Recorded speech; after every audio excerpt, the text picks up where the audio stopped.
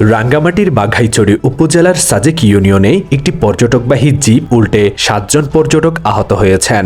সোমবার ২৭শে জানুয়ারি দুপুর ১২টার দিকে সাজেক ইউনিয়নের মাচালং একুজ্জাছড়ি উত্তরপাড়া এলাকায় এই ঘটনা ঘটেছে।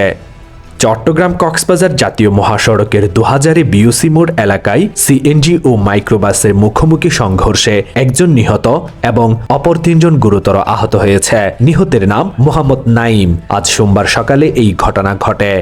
লোহাগাড়ায় নিখোঁজের পরদিন পুকুরে ভাসমান অবস্থায় পাওয়া গেছে আব্দুর রহমান নামে এক শিশুর মরদেহ।